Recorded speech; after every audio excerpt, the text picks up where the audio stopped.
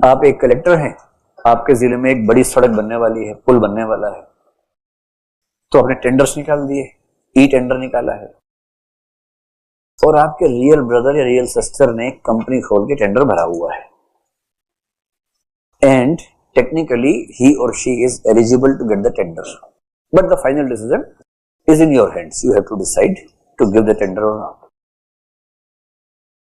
अब एक तरफ आपका ये मन करता है कि मैं भाई का ध्यान रखूं। In first situation let us assume that the process is transparent and you are not manipulating the process to help him or her, पर तब भी ये क्राइसिस है कि लोग कहेंगे यही कि इसका भाई है इसलिए इसको टेंडर मिला।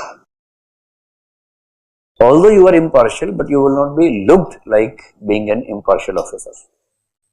तो एक डायलेमा आपके सामने, क्या करूं। सिचुएशन 2, एक ठेकेदार ने कहा है कि कलेक्टर साहब टेंडर हमें दीजिए, 60-40 कर लेंगे। 60-40 is the common term in bureaucratic circles. 60-40 का मतलब है 40 ब्यूरोक्रेट्स का 60 उस प्रोजेक्ट पे खर्च करेंगे, कि पुल की असली जो कॉस्ट आने वाली है 100 करोड़ की आने वाली है। सारे ठेकेदारों को पता है कि 40% तो देना ही पड़ेगा। लेट अस अज्यूम, क्योंकि ये बातें इन राइटिंग कहीं नहीं होती, ये मुहावरों में होती है। अगर आप किसी एमएलए को जानते हो, आप जैसे जानते ही होंगे किसी एमएलए एमपी को, उनसे बात करेंगे तो बात में बीच बीच में उनके मुंह से निकल जाता है 60-40 60-40 60-40, ऐसे मुंह से निकल जाता है 60-40। अब ठेकेदार को पता है कि मुझे टेंडर मिलेगा, 100 करोड़ की तो लागत आनी ही है इस पे, और 40 देना अलग से, तो मिनिमम टेंडर भरा जाएगा 160 करोड़ का, उससे कम कोई भरेगा ही नहीं। आप लोग सोचते करप्शन कैसे होता है। एक सिंपल एग्जांपल समझ लीजिए, एकदम सिंपल एग्जांपल। जैसे पेन है, मान लीजिए, let us assume if you go to the market, any shop, and you say I need a pen of this company, this quality, this brand name, और वो कहता है कि पेन 20 रुपए का है। आपने 20 रुपए दे ले लिया।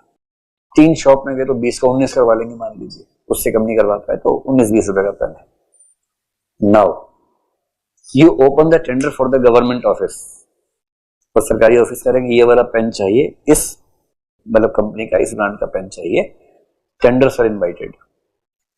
टेंडर भरने की हैसियत सबकी नहीं होती सरकार में, एलिजिबिलिटी बहुत टफ होती है उसकी।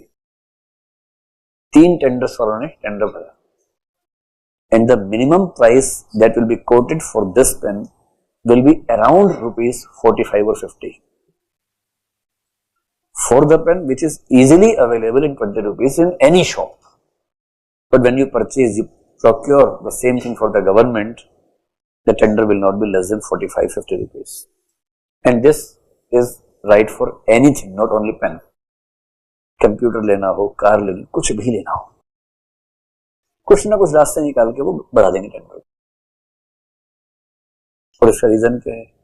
इसका एक रीजन तो ये है कि सरकार की पेमेंट्स बहुत लेट मिलती हैं, so they add the interest part of the investment they are making, क्योंकि वो सप्लाई कर देंगे, पेमेंट शायद 6 महीने 8 महीने के बाद मिलेगी, so they have to also count the interest on the expenditure they have incurred.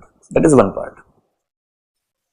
Second और मेजर पार्ट जो माना जाता है, जो कहीं लिखा नहीं हुआ है, दिखता नहीं है, जैसे ईश्वर हर जगह है पर दिखता नहीं है, ऐसी भ्रष्टाचार भी है, दिखता नहीं है, लिखा हुआ कहीं नहीं है, और जिसको भी टेंडर मिलेगा उसे एक स्पेसिफिक परसेंटेज देनी पड़ेगी। और हर डिपार्टमेंट में 2-4 बड़े अच्छे अफसर होते हैं जो पैसा एकदम नहीं देते हैं, ईमानदार लोग होते हैं, और जब वो कुछ करते हैं किसी के लिए और कहते हैं कि लीजिए काम हो गया आपका, तो क्लाइंट सोचते हैं कि अच्छा पेमेंट बाद में करनी होती है, और वो इशारे से पूछ रहे सर क्या कर रहे हो सर, ये क्या होता है, देखो उसे भरोसा ही नहीं होता, तो नहीं सर मुझसे गलती होगी माफ कर दीजिए मुझे। अरे गलती नहीं भाई, तुम्हारा काम हो गया, जाओ, मेरा काम ही ये करना है। नहीं सर प्लीज कोई गलती हो गई मुझसे, आप पैसे नहीं दे रहे मुझसे। आम आदमी की ये हालत है बेचारे की, बिना करप्शन के काम उसको डाइजेस्ट नहीं होता। फिर नहीं सर प्लीज दे दीजिए सर, अपनी इच्छा से दे रहा हूँ सर आपने दबाव नहीं बनाया सर, मैं अपनी इच्छा से दे रहा हूँ सर। वो इस हालत में है आम आदमी। तो this is how the system of corruption works in the country.